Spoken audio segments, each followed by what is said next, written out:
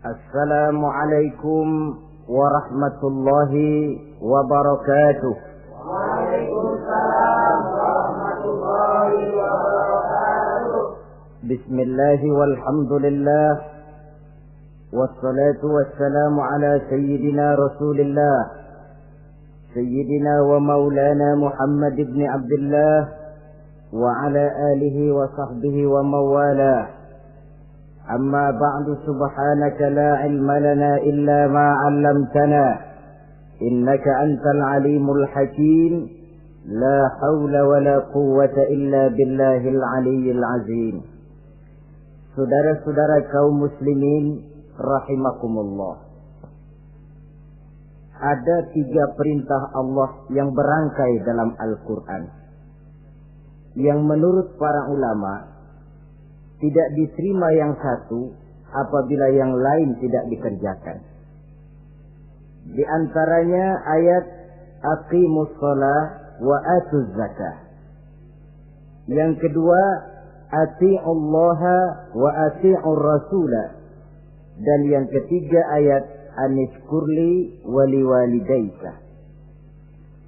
Perintah ini merupakan perintah yang berangkai. Aqimus shalah wa atuz zakah.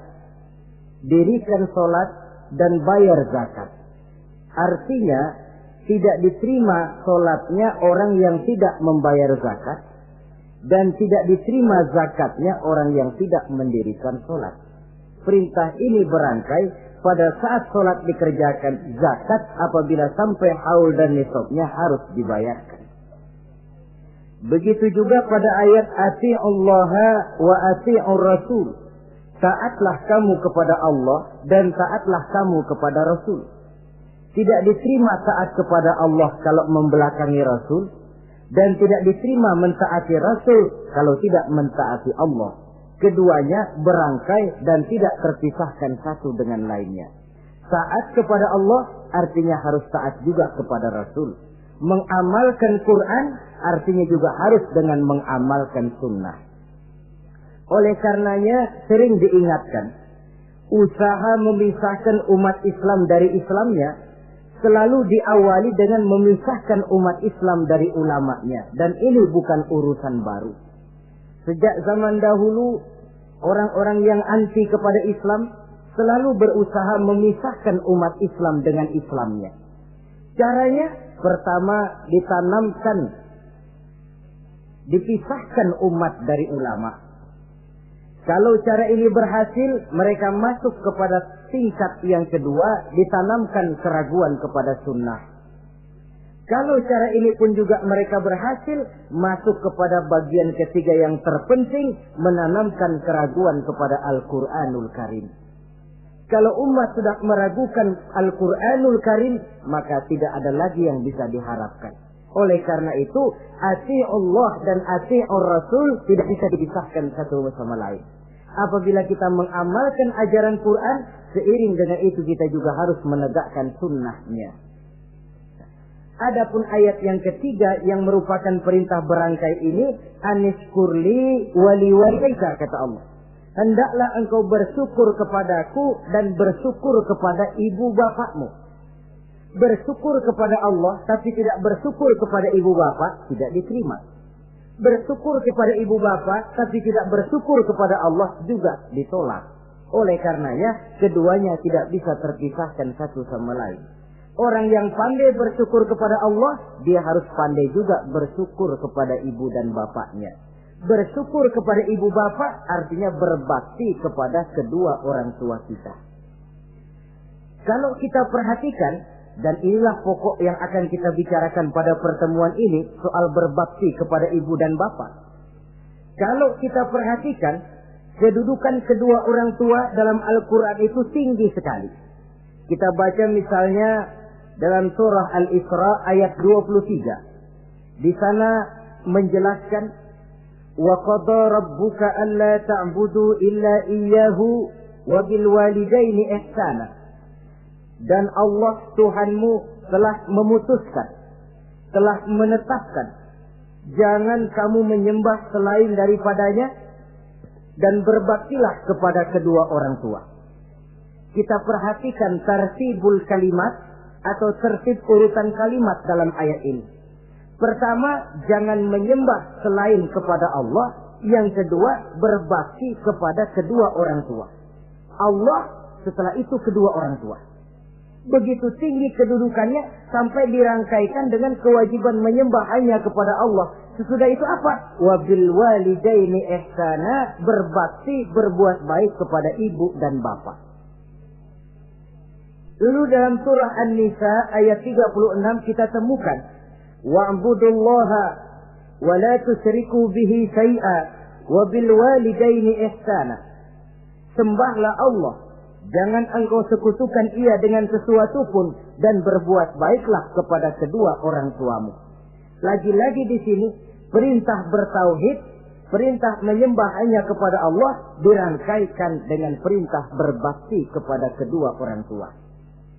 Dalam kehidupan sehari-hari, biasanya perintah penting lahir pertama.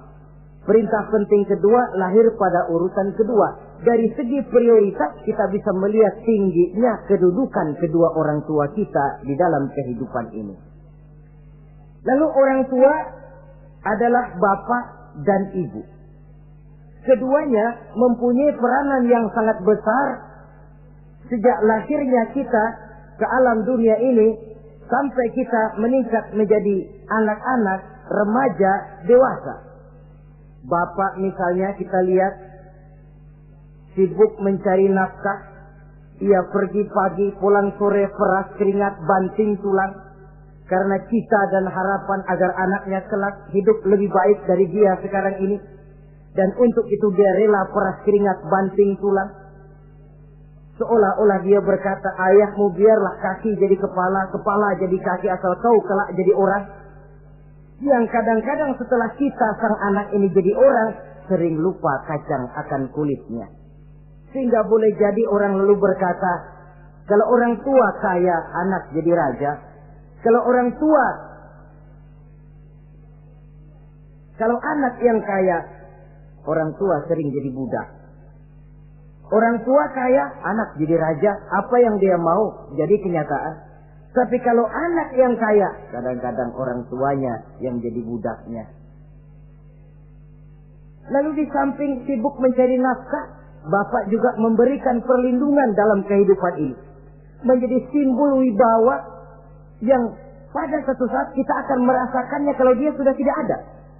Begitu barangkali kecenderungan orang, seperti kata Imam Al-Ghazali, kamu baru merasa pentingnya suatu nikmat kalau dia sudah hilang dari diri kamu. Kita baru terasa pentingnya sehat kalau lagi sakit. Baru tahu pentingnya gigi kalau lagi sakit gigi. Baru tahu pentingnya telinga kalau lagi budak. Tetapi pada saat normal, kita menganggap itu sesuatu yang biasa. Bukankah keberadaan seorang bapak dalam hidup ini, di samping dia pelindung, juga menjadi simbol wibawa dalam kehidupan di masyarakat? Orang sering berkata, gue bukan takut sama lo, gue segan sama orang tua lo. Masih ada yang disegani, masih ada yang dihormati. Pantas saja kalau kita ambil dari sejarah, ketika baginda Rasul ditinggal wafat oleh Khadijah, oleh pamannya Abu Thalib, gangguan kafir Quraisy makin meningkat. Kenapa? Kemarin-marin mereka mau menghadang Nabi, mau menghantam Nabi, masih mandang Khadijah binti Khuwailid, seorang bekas janda bangsawan. Mereka masih memandang Abu Thalib, orang tua yang disegani. Sekarang dua-duanya sudah tidak ada, apalagi yang mau disegani, hantam saja sudah Muhammad. Itu pun dirasakan oleh pribadi Nabi kita. Saudara-saudara kaum muslimin, apalagi yang namanya ibu, dia lebih banyak menangani kita. Pantas kalau Rasul satu saat ditanya orang, ya Rasul, siapa sih yang paling harus saya taati di dunia ini? Ibumu. Lalu siapa lagi ya Rasul? Ibumu. Kemudian setelah itu siapa ya Rasul? Ibumu. Sesudah itu siapa ya Rasul? Bapakmu. Ibu, ibu, ibu, baru bapak. 3 berbanding 1. Kenapa harus begitu? Kita lihat.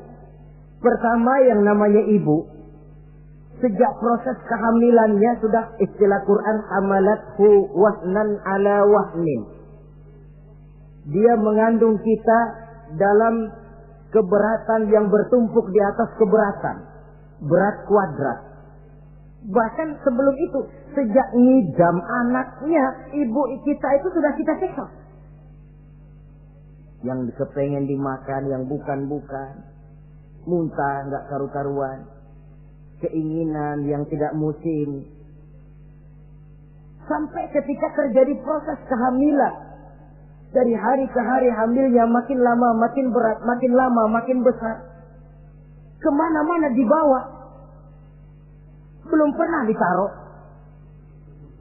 Ini berat mau ke pasar, taruh dulu sebentar. Tidak. Itu ya saudara, orang hamil itu ya, saya sendiri alhamdulillah belum pernah hamil. Tapi kalau kira-kira 2 kilo, itu ada itu. Umpama pengen ngerasain, cari kelapa yang beratnya kira-kira 2 kilo, jantung di perut kemana-mana bawa. Apa enak kayak begitu itu? Kehamilannya makin lama makin besar, makin lama makin besar. Tidurnya pun sudah serba sulit dan serba salah. Sampai dia kepada saat kelahirannya, saat melahirkannya, berhadapan dengan 2 pilihan. Kalau tidak hidup, mati. Dan seorang suami tidak pernah menghadapi saat-saat kritis macam gitu. Paling-paling waktu istrinya melahirkan, dia cuma nungguin di depan pintu. Bingung, gelisah, tapi masih sempat ngerokok. Si istri sudah pasrah berhadapan dengan kalau tidak hidup, mati. Saudara hadirin yang saya hormati, dalam pilihan itu dia lahirkan anaknya ke alam ini. Dan maha adil Allah. Andai kata pun seorang perempuan kalah dalam perjuangan ketika melahirkan anaknya, dia meninggal, dia mendapat pahala seperti orang yang mati syahid. Sebab orang mati syahid itu ada 3 macam. Ada syahid dunia akhirat. Ini orang yang pergi perang membela agama, niatnya karena Allah, dia gugur di medan perang, syahid dunia akhirat. Tidak usah dimandikan, dikafankan, disolatkan, dikubur dengan pakaian yang dia pakai, yang berlumur darah itu. Yang kedua, ada orang mendapat syahid akhirat. Artinya, mendapat pahala seperti pahalanya orang yang mati syahid. Tetapi jenazahnya tetap wajib diurus seperti biasa. Dimandikan, dikafankan, disolatkan. Hanya pahalanya seperti pahala orang mati syahid. Siapa mereka? Al-Gharik. Orang yang mati tenggelam. Kelelep di kali. Itu mati syahid. Syahid akhirat. Apalagi sahibul hadmi. Orang yang tertimpa benda keras secara mendadak. Mati syahid. Syahid akhirat. Di dunianya tetap wajib diurus seperti biasa. Saudara lagi jalan enak-enak ketiban batu 2 ton. Mati mendapat pahala syahid akhirat. Tapi jangan diniatin. Kalau diniatin, saya mah pilih kelelep aja dah. Lalu nyebur ke kali, mati syahid. Tidak. Konyol malah itu, bunuh diri namanya. Nah, di antaranya yang mati syahid itu perempuan yang meninggal pada saat melahirkan anaknya. Tapi masalah kita dalam pilihan antara hidup dan mati, dia lahirkan anaknya ke alam ini. Lalu proses mengasuh dan membesarkan lebih banyak sang ibu ketimbang sang bapak. Tengah malam, bapaknya sudah asik tidur lelap. Si ibu masih saja berkutat dengan anak bayinya. Dibungkusnya pakaian, si anak pun pipis digantinya itu. Setelah itu dijaganya juga dari gigitan nyamuk. Sehingga pepatah bilang kasih ibu sepanjang jalan, kasih anak sepanjang galah. Ini berarti bahwa bagaimanapun upaya hendak menebus jasa daripada ibu, memang sulit untuk tersebut.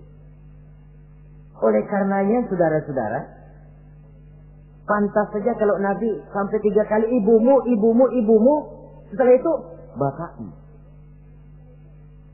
Nah, oleh karenanya, apa sebenarnya kewajiban seorang anak kepada kedua orang tuanya? Dengan kata lain, bagaimana kita berusaha untuk berbakti kepada ibu bapak ini? Di dalam kitab Tanbihul Ghafilin ada dijelaskan, lil walidi 'alal waladi asharatu huquqin. Orang tua mempunyai 10 hak terhadap anaknya. Dengan kata lain, kewajiban anak kepada orang tuanya ada 10. Pertama, at-ta'am in ihtaja. Memberikan kedua orang tua makan kalau dia keduanya memerlukan makanan.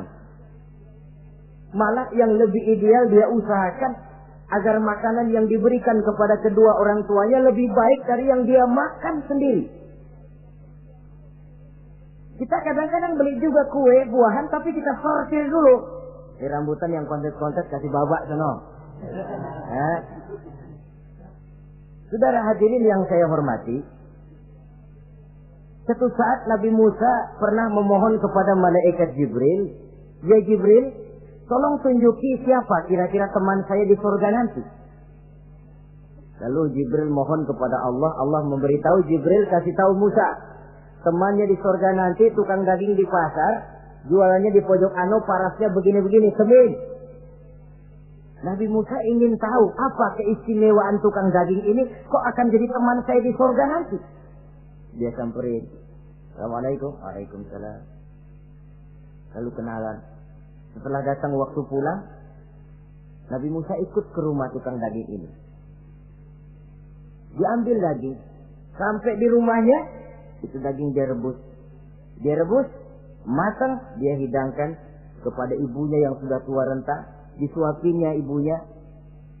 "Tiap hari kamu kerjakan ini?" "Tiap hari," kata si anak tadi. "Saya beri makan kedua orang tua ibu saya yang sudah tua renta itu." Si ibu setelah disuapin oleh anaknya berdoa, "Allahumma ja'al ibni jalisa Musa fil jannah."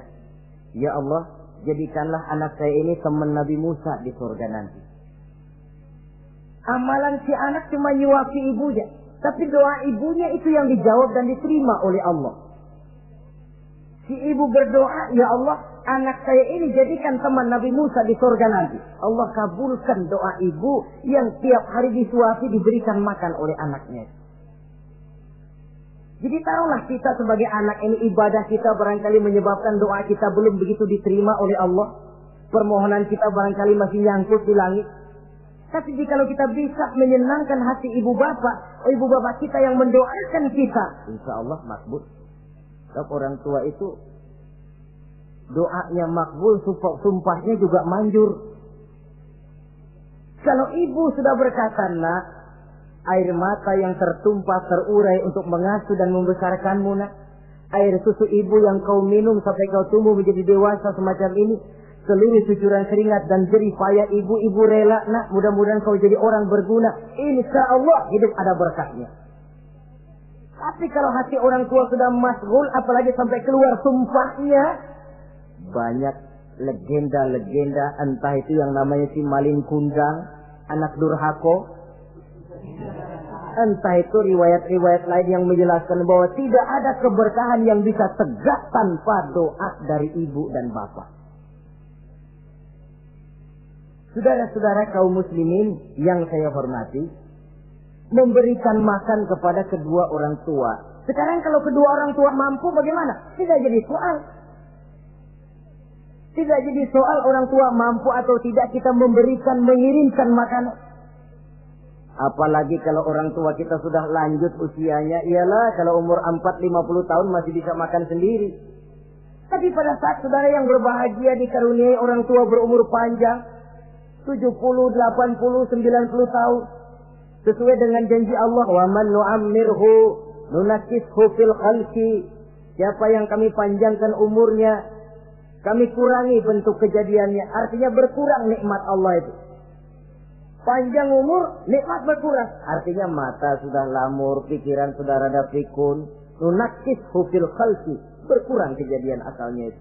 Kesempurnaannya sudah tidak ada lagi. Mengurus orang tua macam begitu memang kalau nurutin pegelnya ya makan nasi. Kadang-kadang karena pikun pagi-pagi pengen kita beli es puket. Makan. Lagi zaman susah tukang bubur kepengen makan bubur. Tapi di situ ujian. Begitulah dahulu orang tua kita melayani kita dikala kita belum masih merah, belum bisa berbuat apa-apa, belum punya pilihan. Tapi mereka sabar, mereka ikhlas. Tidak sabarkah kita? Tidak ikhlaskah kita di hari tua mereka? Kita mengasuh dan melayani mereka. Kadang-kadang karena rewel, anak ketelepasan omong. Udah tua, rewel aja. Hancur hatinya. Dalam keadaan tidak berdaya, mendapat kata yang tidak enak lagi dari anak-anaknya. Saudara hadirin yang saya hormati, jadi soal orang tua mampu atau tidak memberi makan, itu bukan soal, tapi kewajiban anak memberikan makan kepada kedua orang tuanya. Ini kewajiban yang pertama. Kewajiban yang kedua, al-khidmatu inih saja. Al-khidmah artinya berbakti kepada ibu dan bapak. Satu hari ketika kumpul dengan para sahabat, Nabi pernah berpesan kepada Sayyidina Umar bin Khattab radhiyallahu anhu. Umar, saya ya Rasul. Nanti kalau kamu sempat datang ke kota Madinah, Umar, cari anak muda yang bernama Uwais Al-Qarni dan kau minta didoakan olehnya. Sayyidina Umar heran. Ini yang menyuruh Rasul. Padahal Rasul doanya mustajab. Dan lagian masih banyak orang-orang tua. Kenapa kalau datang ke Madinah suruh cari anak muda namanya Uwais Qarni dan minta didoakan olehnya? Apa keistimewaan Uwais Al-Qarni ini? Jadi ini pun juga alasan kata Nabi, aksiru minan nas bidu'ail khair fa innaka la tadri min ayyi fahin yuqbal. Banyak-banyaklah kamu minta doa kebaikan dari orang lain, sebab kamu tidak tahu dari mulut yang mana doa diterima Allah. Menurut kita barangkali orangnya kere, nggak ada potongan, tapi kalau doanya diterima Allah, siapa yang sanggup menghalangi? Ada orang bilang, enakan doa sendiri langsung mantap, tidak jelek. Tapi minta didoakan orang lain pun tidak salah. Saudara-saudara yang saya hormati, kadang-kadang tukang minta-minta pengemis datang ke rumah. Kita kasih 100 rupiah, lalu keluar doanya kan, mudah-mudahan rezekinya bapak lancar dan segala macam. Ada orang yang nggak sabar, dia bilang, Allah kenapa saya kamu doain dirimu sendiri aja dah, supaya besok jangan jadi pengemis lagi. Secara logika mungkin, secara logika. Tapi agama bukan cuma logika. Siapa tahu dan siapa yang bisa menghalangi kalau doa dari mulut tukang pengemis itu yang diterima Allah? Tidak seorang pun yang tahu. Nah, Sayyidina Umar heran, apa sih keistimewaan Uwais Al-Qarni ini? Ketika beliau ke Madinah diselidiki, apa keistimewaan si Uwais ini? Masih muda, tapi saya oleh Nabi disuruh temuin dan minta didoakan olehnya. Nah, jadi dalam pandangan Allah itu ya nggak ngurus tuanya. Yang afdal itu yang tua dan banyak ibadahnya, dekat dengan Allah. Tapi kalau tuanya cuma kejemur, ya yang mending yang muda dan banyak ibadahnya. Uwais Al-Qarni ini contoh. Apa ibadah Uwais Al-Qarni?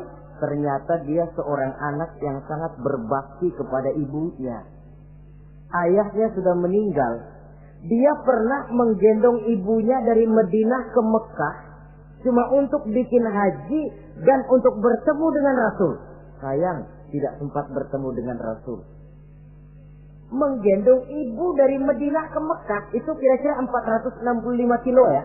Jakarta Semarang. Digendong ibunya. Kita kadang-kadang ibu kita ini sudah sakit payah. Mau ke dokter saja. Masih manggil orang, tolongin gotongin mak gono. Masih minta tolongin. Berat kita. Uwais Al-Qarni menggendong ibunya cuma untuk menunaikan ibadah haji dan bertemu dengan Rasul. Rupanya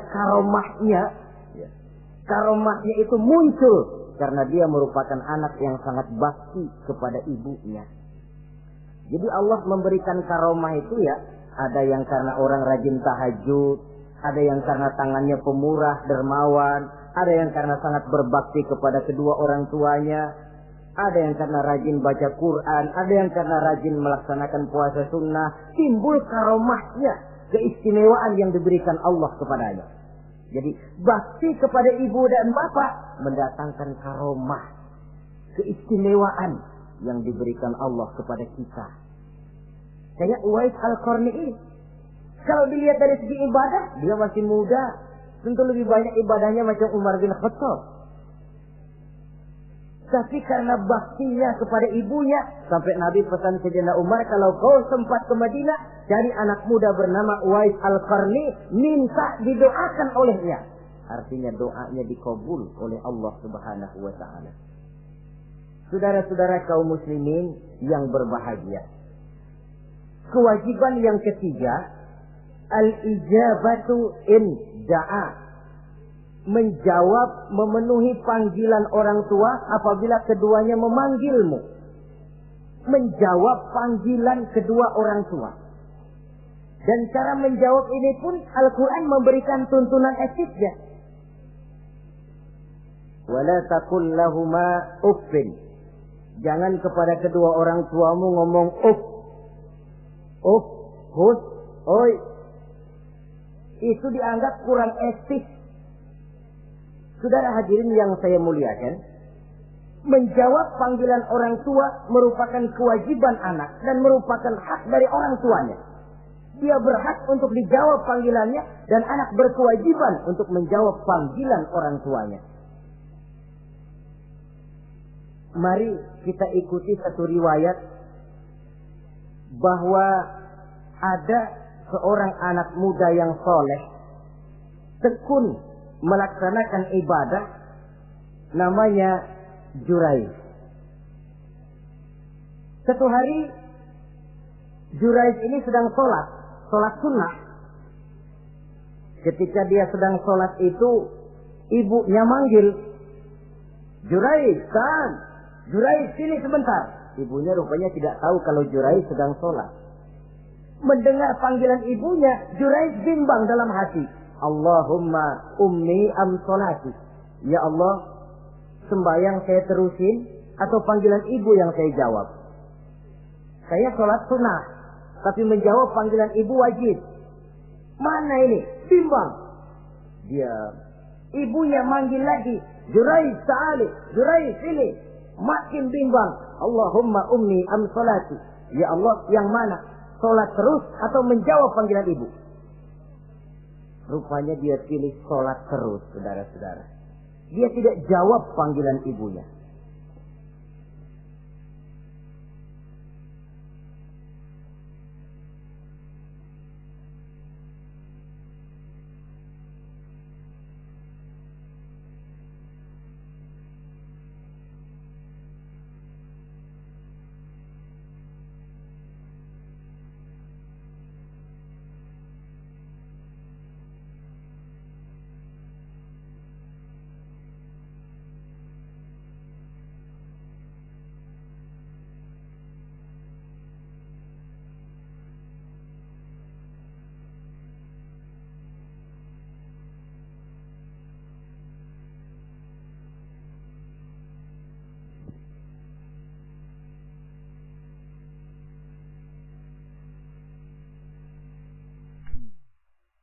Karena panggilannya tidak dijawab ini, mangkel rupanya hati sang ibu. Ya Allah, Jurayj ini, saya lahirkan dia antara pilihan hidup dan mati. Saya asuh dan saya besarkan dia. Cuma saya panggil tidak mau menjawab, sakit hati saya. Keluar katanya, ya Allah, jangan mati Jurayj sebelum dia bertemu orang jahat. Nah, berlalulah riwayat ini. Hari berganti hari, bertukar minggu pergi, datanglah bulan. Kesolehan anak muda yang bernama Jurayj ini terkenal ke seluruh kampung. Dan biasa, kalau ada orang yang soleh, apalagi dia masih muda, yang usil banyak. Dan yang usil ini selalu berusaha mencari jalan bagaimana menghancurkan Jurayj ini. Saudara hadirin yang saya hormati, akhirnya mereka begini aja.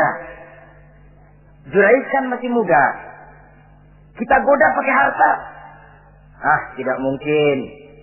Jurayj itu bukan orang yang mata duitan, dia tidak akan luluh oleh harta. Kita tawarkan kedudukan, juga tidak bisa. Begini saja. Dia kan masih muda tuh. Iya. Umpanin perempuan aja dah. Kirim cewek yang rada kece.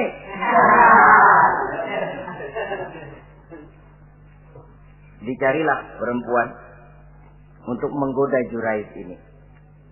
Sampai satu malam Jurais sedang ibadah di mihrab dalam masjid. Masuk perempuan ini dengan langkah gemulai, dengan suara merdu mendayu-dayu, mencoba merayu, membujuk, memperdaya, mempesona Jurais. Tapi enggak kena. Sejak dari berpakaian lengkap si perempuan ini, sampai bahasa Arabnya uryanun talik, tanpa kehelai benang pun lagi lekat di badannya. Menggoda Jurais, memegang Jurais, muter-muter di depan Jurais, tanpa selembar benang pun lekat di badannya. Jurais mantap.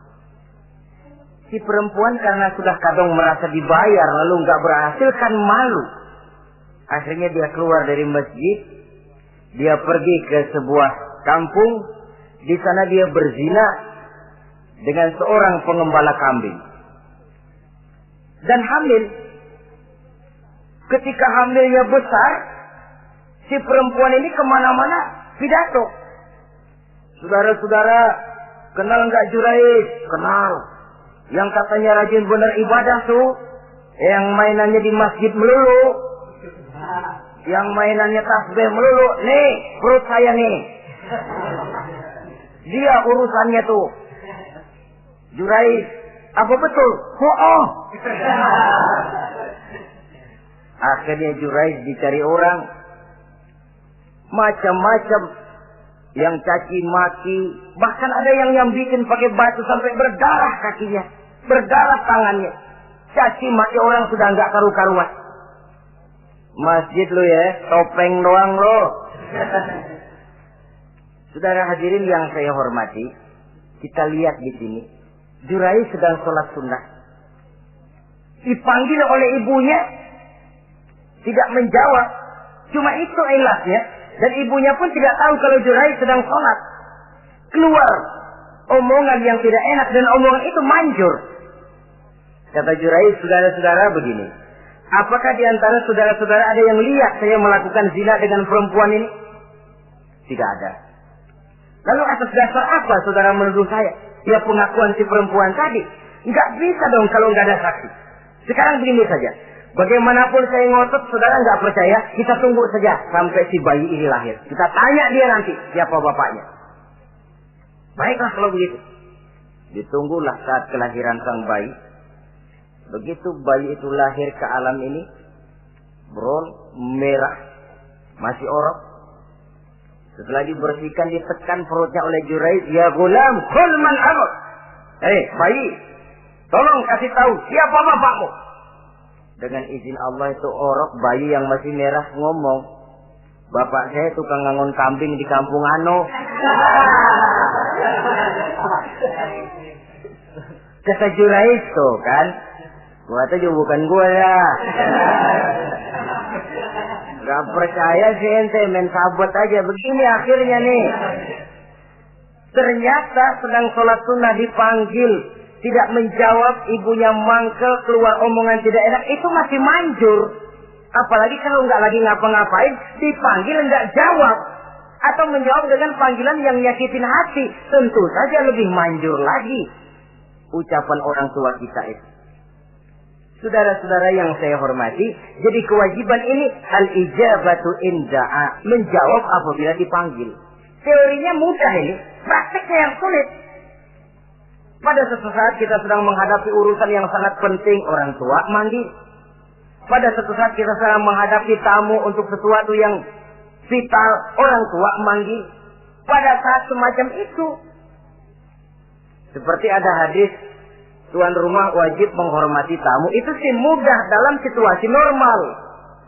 Tapi coba malam kita sedang nggak tidur, begitu mau tidur baru mau ngelayat, assalamualaikum tamu. kondisi begini untuk mengamalkan hadis tadi bisa apa tidak menghormati tamu dalam kondisi yang memang kita ini sudah mestinya istirahat. Mestinya kan hati kita. Kamu nggak tahu diri banget, gue mau tidur. Datang. Kalau kondisinya normal, menghormati tamu bukan sesuatu yang sulit. Begitu juga menjawab panggilan orang tua ini. Kalau kondisinya normal, mudah. Tapi dalam kondisi di mana kita berhadapan dengan pilihan ini atau ini, di situ akan kelihatan bakti anak kepada kedua orang tuanya.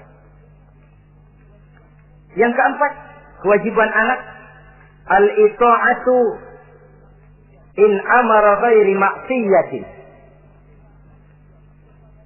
Taat kepada ibu bapak sepanjang perintahnya tidak untuk maksiat kepada Allah. Kalau sudah perintahnya untuk maksiat, gugur kewajiban untuk taat. Umpamanya ada orang tua ngajak anaknya, "Nak, Ong, warung pojok yuk." "Ngapain, Mbak? Kita teler." Umpama anak tidak wajib taat.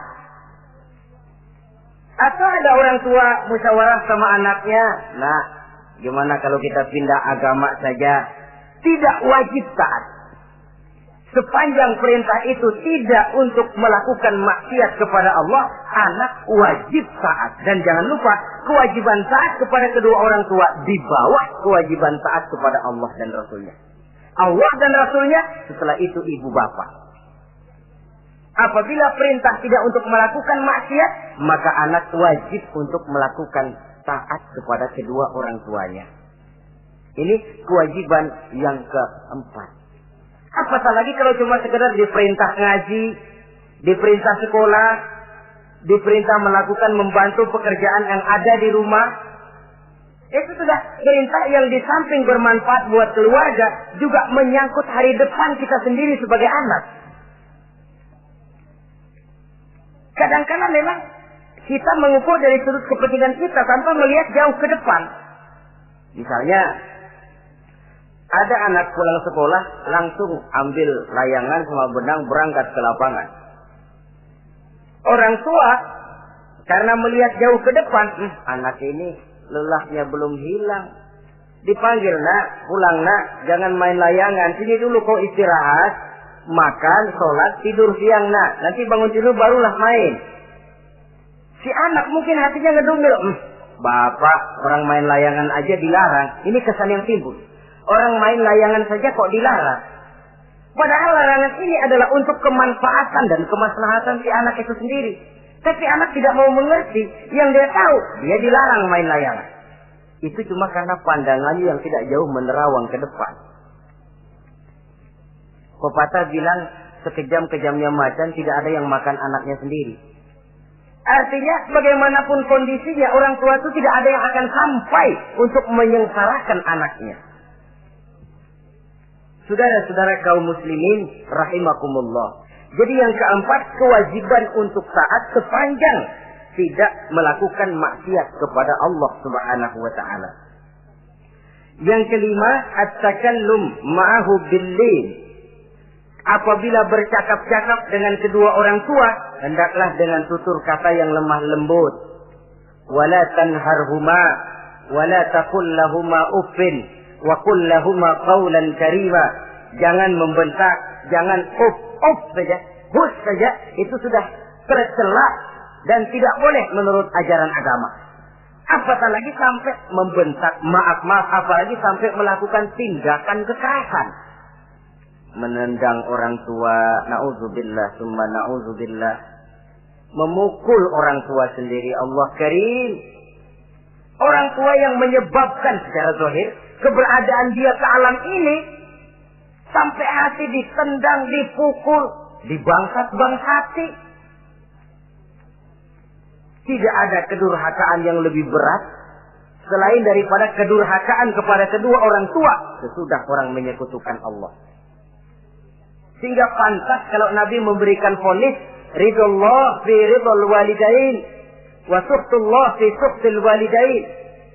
Keredoan Allah di dalam keredoan ibu bapak, dan murka Allah pun berada dalam kemurkaan ibu bapak. Ibu bapak ridho, Allah insya Allah ridho. Ibu bapak murka, Allah murka.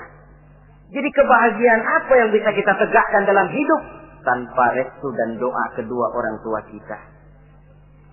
Si anak mungkin karena pendidikannya lebih tinggi, pengalamannya lebih luas, pergi ke mancanegara, bisa segala macam bahasa, dididik secara canggih. Tapi apakah itu lalu berarti dia harus memalingkan diri dari kedua orang tuanya? Sama sekali tidak. Disinilah unsur yang namanya keberkahan. Maka sering dijelaskan orang tua adalah keramat hidup. Kita sering ziarah. Ya kadang-kadang kalau yang diziarahi kiai ya lumayan. Kadang-kadang yang diziarahi dukun yang sembahyang aja enggak. Cari mbah ano, cari ambah ano, cari keramat ini, cari keramat itu. Dan jangan lupa di beberapa daerah yang namanya kiai itu ya, yang disebut kiai, bukan cuma orang yang ngerti agama. Ya kalau saudara ke keraton Jogja mana segala gerobak namanya kiai. Iya toh, kereta kencana itu. Degung namanya kiai. Lalu jangan lupa itu. Misi Zending pertama namanya juga Kiai Sadrak itu. Kiai, tapi misi Zending. Kalau di sana itu kiai itu panggilan untuk yang dipertua. Kita ziarah cari keramat Mbah Buyut, Mbah Sapu Jagat, Mbah Brojo, macam-macam Mbah. Tapi kita lupa di rumah kita ada keramat hidup. Siapa itu? Ibu bapak kita. Sebelum jauh-jauhlah berziarah ke tempat-tempat yang lain, di rumahku ada keramat yang hidup. Ibu dan bapak kita sendiri. Keramat hidup. Dengan doanya, hidup jadi berkah. Tapi kalau kita sakiti hatinya, hidup ini lalu jadi sempit, jalan bagai tertutup. Maka berbahagialah seorang anak apabila dia sudah sanggup melakukan satu bakti yang bisa menyenangkan hati kedua orang tuanya. Bercakap-cakap, berbicara dengan lemah lembut. Kadang-kadang di sebagian daerah ya sudah jadi kebiasaan. Manggil orang tuanya pakai elu aja. Bapaknya dianggap CS. Salaman juga main kedet aja. Halo be. Di samtu bapaknya nggak boleh meleng, main buat aja. Dari panggilan saja, saudara hadirin yang saya muliakan, sudah memberikan cermin. Sebab bahasa adalah cermin dari pribadi orang. Kalau kepada orang tua kita sendiri kita memakai bahasa yang kasar, cermin bahwa pribadi kita memang pribadi yang kasar. Jadi pantas kalau agama mengatakan, apabila kedua orang tuamu sudah mencapai usia lanjut, fala tanharhuma, jangan membentak, wala taqul lahuma uffin, jangan berbicara uff, wa qul lahuma qaulan karima, sampaikan berbicara kepadanya dengan qaulan karima, kata-kata yang mulia, bukan kata-kata yang bagus dan indah diminta, qaulan karima, kata-kata yang mulia. Ya Allah, luhur, indah betul bahasa Quran ini. Berbicara kepada kedua orang tua dengan kata-kata yang mulia. Jadi sekedar, itu saja tidak boleh, konon lagi sampai membentak. Termasuk orang tua ini yang mertua. Kalau orang tua kan tiga loh. Orang tua yang menyebabkan kita lahir ke dunia, ibu bapak kita. Orang tua yang mempercayakan anaknya kepada kita, mertua kita. Dan orang tua yang mendidik kita, guru kita. Ketiganya berfungsi orang tua. Kewajiban ini juga berlaku. So, mertua kan cuma sekedar istilah. Pada hakikatnya dia adalah orang tua kita juga. Jangan lalu berbeda karena cuma dia bapaknya istri kita. Sama saja. Kalau kepada orang tua sendiri menghormati, lalu kepada mertua kita kurang begitu perlu, itu sudah satu sikap yang tidak adil. Tentu itu akan menyakiti hati istri. Atau kalau dia istri, akan menyakiti hati suami. Berkata dengan kata-kata yang mulia. Saudara-saudara, yang keenam, in ihtaja ilal kiswah kasahu in qadara 'alaiha. Kalau dia perlu pakaian, berikan pakaian walaupun dia sendiri mampu membeli. Nah, antarin bapak beli kacamata yuk. Ayo pak. Sudah sampai di toko kacamata, bayar oleh anaknya. Walaupun si bapak punya duit dan si bapak yang ngajak beli, kewajiban anak, bayarin. Jangan mentang-mentang bapaknya cuma minta dianterin, bener-bener nganterin. Bapaknya ngeluarin dompet cuek aja. Mana ada kembalinya, Pak? Wah, kembalinya ditarik. Ya, kalau anak belum punya penghasilan ya wajar. Yang kita maksud di sini, anak sudah mandiri dan punya penghasilan yang memadai, bahkan mencukupi untuk membantu orang tuanya. Saudara hadirin yang saya muliakan, dan ini juga kalau memang bisa, seharusnya orang tua kita pakaikan yang lebih baik dari yang kita pakai sendiri. Kalau bisa. Sebab nantinya sikap kita kepada orang tua kita itu akan jadi bahan bibir di masyarakat. Ya, dia enak-enakan orang tuanya begitu aja ya. Mungkin di depan kita orang tidak bicara, tapi di belakang kita. Kok tegel ya? Kok sampai hati ya? Dia enak-enakan berdiri di Menara Gading, tapi orang tuanya tiap hari kerja begitu berat.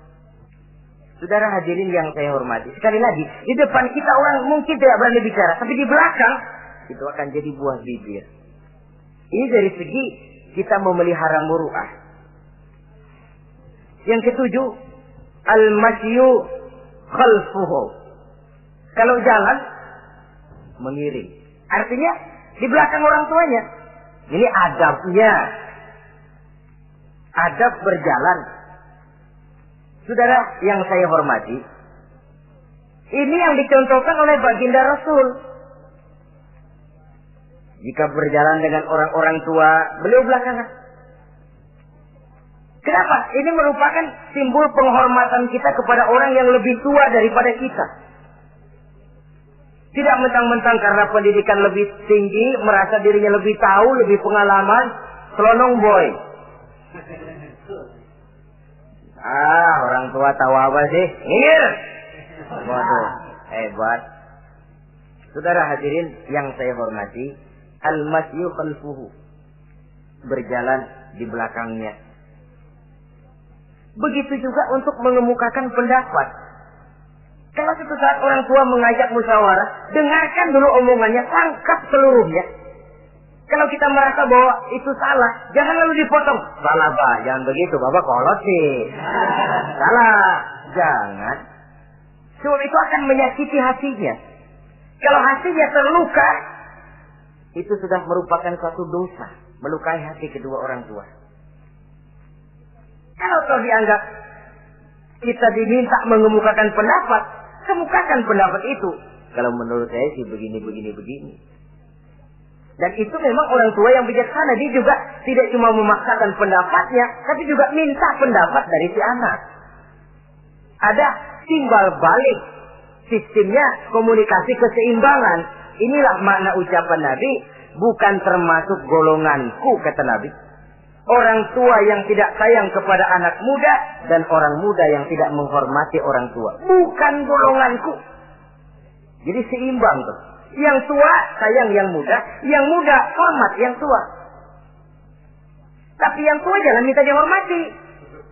Ini kewajiban orang muda, hormati. Kewajiban yang tua apa? Sayangi yang muda. Jangan mentang-mentang yang muda harus menghormati yang tua. Lalu yang tua minta dihormati, gila hormat. Gua kan tuaan lo, kalau salaman sama gue cium tangan ya. Pokoknya kalau lo nggak nanya, gua nggak nanya. Mentang-mentang tua lalu pasang tarik. Tidak, malah kalau menurut tradisi Islam ya, tradisi Islam saya katakan, Nabi itu siapapun yang beliau temui, beliau yang pertama kali memberi salam. Sebab bila dua orang muslim ketemu, yang terbaik adalah yang pertama ngasih salam. Si A, si B ketemu. Siapa yang paling baik di antara keduanya? Yang duluan ngucap salam. Jadi berebut ngucap salam. Kita zaman sekarang kadang-kadang kita sudah assalamualaikum yang nyautin kayak sirawan. Mukanya pakai ditekuk. Kita sudah yang muda mau menghormati, yang tua malah gila hormat. Yang muda jangan cuma minta disayangi, tapi nggak sanggup menghormati yang tua. Sistem keseimbangan. Yang tua sayang yang muda hormat kepada yang tua. Kalau ini terwujud, nikmat kehidupan bermasyarakat ini. Kadang-kadang kan pincang, yang tua nggak sayang sama yang muda. Ada bakat-bakat terpendam yang mau maju dianggap saingan. Kalau yang begini maju rusak gua nih. Lalu diseken. Lalu yang muda pun karena merasa pendidikan lebih tinggi, pandangan lebih luas, nyelongcong jadinya. Kurang ajar sama yang tua. Timbul gap, timbul misunderstanding, salah pengertian. Kalau sudah begitu, kesatuan dan persatuan sulit diwujudkan. Maka usaha pun lalu tidak seperti yang seharusnya. Saudara-saudara yang saya hormati, yang ke-8 sekarang, kewajiban anak itu apa? Al-irda'u lahu bima radiya li nafsihi. Mencari keredoan dari orang tua tentang sesuatu yang dia ridho. Artinya, orang tua kita senang apa? Kita berusaha senang itu. Mengukur orang tua itu dengan diri. Ukurannya diri. Yang orang tua kita senang, kita berupaya senang. Orang tua kita senang ngaji, berusaha kita untuk senang hadir di majelis taklim. Orang tua kita senang baca Quran, kita juga berupaya senang baca Quran. Sebab yang paling membesarkan hati orang tua sesungguhnya tidak lain kalau dia melihat anaknya ini sesuai dengan yang dia harapkan. Oh, kalau sudah begitu orang tua itu cucuran keringatnya, peras keringat, banting tulangnya, jibakunya, rasanya hilang capeknya. Kebahagiaan orang tua tidak cuma kalau anaknya jadi kaya lalu mengantarkan makan, minum, buahan, peralatan yang serba lengkap. Tidak. Lebih dari sekedar itu orang tua berharap dia bisa menerima pensiunan pahala dari meninggalkan anak yang soleh. Alangkah indahnya jika orang tuanya nanti wafat meninggalkan alam ini, anak-anaknya mengurubungi di sekelilingnya, memimpin orang tuanya membacakan syahadat. Anak-anaknya juga yang memandikan, anak-anaknya yang menyolatkan, anak-anaknya yang menurunkan dia ke liang lahat, anaknya yang mendoakan. Alangkah nikmatnya orang tua macam itu. Tapi kan langka. Di samping karena memang orang tua kurang mengarahkan, anak pun kurang perhatian ke arah itu.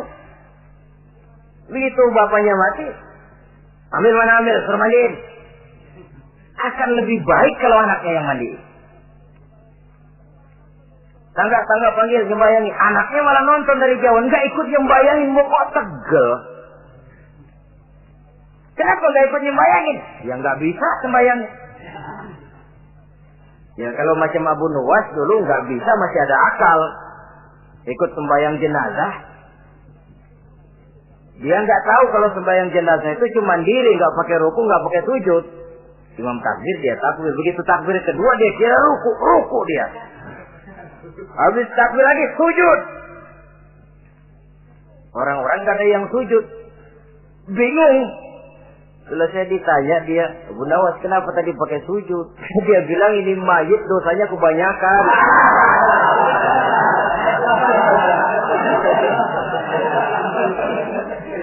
Jadi kalau nggak pakai sujud dosanya nggak diterima katanya.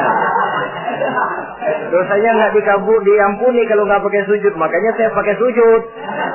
Itu sih akal-akalan. Jawaban orang kepepet namanya. Saudara hadirin yang saya hormati, baiklah ya. Yang ke-9, al-ikrahu lahu bima yakrahu li nafsihi. Membenci apa yang dibenci oleh orang tuanya. Orang tua kita nggak senang judi, jangan dekati judi. Orang tua kita nggak suka minuman keras, jangan cekek botol. Orang tua kita nggak senang kalau kita pulang sampai pagi misalnya, jangan pulang pagi. Orang tua kita nggak senang kita hanyut dalam arus pergaulan bebas, batasi pergaulan untuk menjaga hatinya. Kalau kita senang, tapi di depan orang tua kan harus berusaha menjaga hati kedua orang tua kita. Ini tidak berarti bahwa di depan orang tua baik lalu di belakang orang tua merdeka. Kalau di depan orang tua mah kalem, begitu orang tua hilang merdeka. Lalu berbuat semau-maunya, tentu tidak. Lalu yang ke-10, ad-du'a lahu bil maghfirah kullama da'a li nafsihi. Mendoakan kedua orang tuanya tiap kali dia mendoakan dirinya. Ya, kewajiban anak tidak lupa tiap kali berdoa untuk dirinya, orang tuanya disertakan. Rabbighfirli wa liwalidayya, ampuni saya dan ampuni dosa ibu bapak saya. Pak, itu kalau orang tua masih hidup, ya. Sekarang kalau orang tua sudah meninggal, bagaimana berbaktinya? Gampang. Pertama, antasila akrabaihima, bersilaturahmi dengan kerabat yang ditinggalkan oleh orang tuanya. Jadi jangan setelah orang tua mati lalu kehabisan obor. Orang tuanya kita senang, anaknya kita benci. Sama aja ngebenciin orang tuanya. Kan sering kejadian begitu. Zaman orang tuanya masih hidup, kawan medok, kawan lengket, orang tuanya udah mati, turunannya malah dimusuhin. Itu juga nyakitin orang yang sudah meninggal. Bersilaturahmi dengan kerabat yang ditinggalkan. Yang kedua, kalau orang tua sudah meninggal, cara berbuat baiknya bagaimana? Antastaghfira lahuma wa tad'u lahuma. Mohon ampun dan mendoakan keduanya. Itulah jadi orang soleh nikmatnya. Sudah mati pun orang kita masih kebagian doa. Orang soleh kemana-mana didoakan orang. Dia lagi tidur, ada yang sembahyang. Dalam tahiyat dia baca, Assalamu alaina wa ala ibadillahi sholihin. Ya Allah, berikan keselamatan kepada kami dan kepada hamba-hambamu yang soleh. Ini orang yang soleh, semua orang soleh kebagian doa itu. Walaupun dia lagi tidur, tidurnya didoakan orang. Dia sudah mati, kuburnya diziarahi orang, dibacakan doa. Lain kalau bajingan, liwat di kuburannya orang serem. Bajingan kemarin mati dipendam di sono. Lu jangan lewat sono, lu kesurupan. Liwat orang ngeri. Bagaimana lagi mau mendoakan? Yang ketiga, orang tua yang sudah meninggal itu cara berbaktinya wa anta tasaddaqu lahuma. Kalau ada rezeki, bersedekah atas nama keduanya. Pak, 100.000 untuk pembangunan masjid, saya lihat pahalanya untuk almarhum kedua orang tua saya. Insya Allah sampai. Kalau tidak sampai, Rasul tidak akan mengajarkan badal haji itu. Untuk apa? Diajarkan badal haji artinya amalan orang yang masih hidup ada kaitannya dengan orang yang sudah meninggal. Bersedekah atas nama kedua orang tua. Saudara hadirin yang saya muliakan, mudah-mudahan Allah menjadikan kita anak yang bisa berbakti kepada kedua orang tua kita. Amin. Ini sajalah pertemuan kita yang singkat ini. Terima kasih atas segala perhatian dan mohon maaf atas segala kekurangan. Usikum wa nafsi bi taqwallah. Wassalamualaikum warahmatullahi wabarakatuh. Waalaikumsalam warahmatullahi wabarakatuh.